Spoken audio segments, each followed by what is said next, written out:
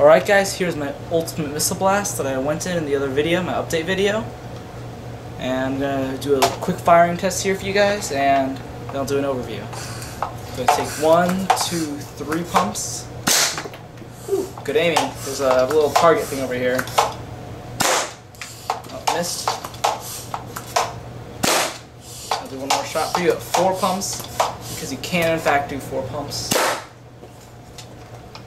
And I think the 3 pumps were actually more powerful because my 4 pumps, they weren't as long pump strokes, because this does have a gigantic pump stroke.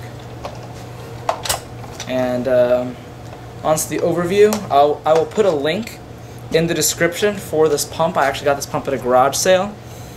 It's really long, and it does make this blaster kind of long to keep your arm all the way out here. If you can kind of see how far I'm extended, my arm is almost completely extended, and the blaster is kind of right here. It's not very comfortable. I prefer to shoot the blaster out here, but of course I cannot reach the end of the handle like this. And a way to solve that problem would be, instead of having the pump directly underneath, would be to mount the pump more on the side, so it would go along the edge of the blaster, like right here, and you could drill a hole and put it in the side, and it could be mounted on either side of the blaster, and that would still be relatively comfortable. I just did it like this just because I didn't realize how long the pump would be when I was first making the blaster. It does have the removable stock back here. I don't use it because, again, the blaster is just too unwieldy. It's too long for me to use. I would say you have to be at least, I'm 5'5", I'd say you have to be at least like 5'9" to 6 feet to be able to use this really comfortably. So next time I will either mount the pump on the side, or I will use a shorter pump.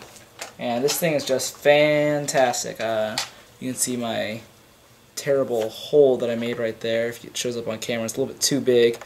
And you can see I hot glued the pump to one side of the blaster to keep it still, and I also glued it in right here, right there where this connects, and I added a zip tie for extra support.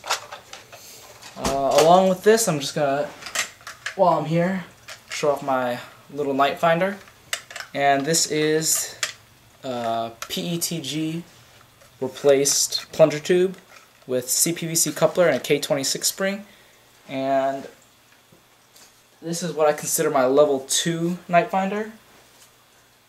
For those of you who saw my tutorial, my level 1 tutorial, this is my level 2, and I'll just fire a couple darts really fast.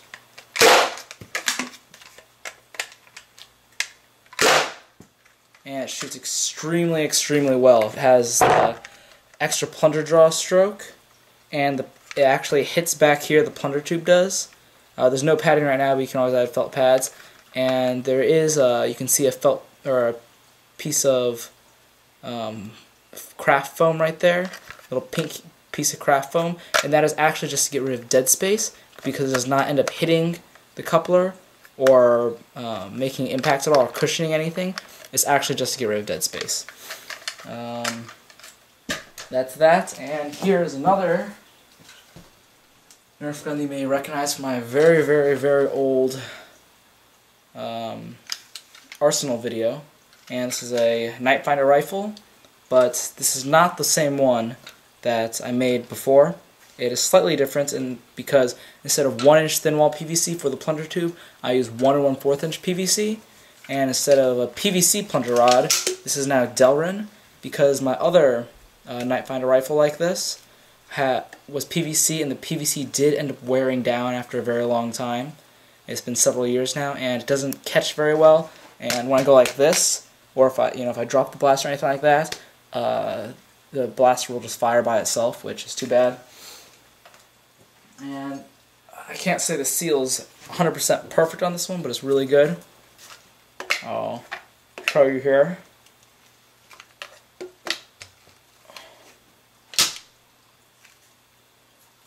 So you can't see, but it's going in like super slowly.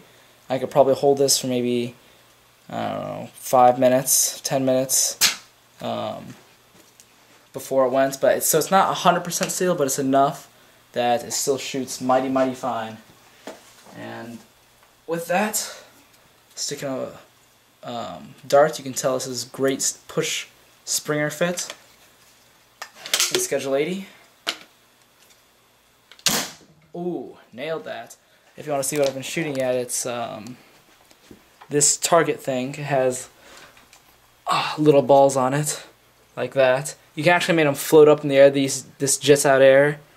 These little pipes, they jet out air, and this ball floats in the air. But I just didn't have it on because it creates a lot of noise having the fan go off. Oopsies. Okay. Anyway, that's that. Hope you like those 3 blasters that I've shown you. This could be a lot cleaner. As you can tell, I used 2 different colors of epoxy putty. You can tell there's like a bluish one and then a gray one right there. But I do plan on sanding this, filling in the rest of the gaps right here, and painting it, so eventually it'll look nice and pretty. Anyhow, thanks for watching.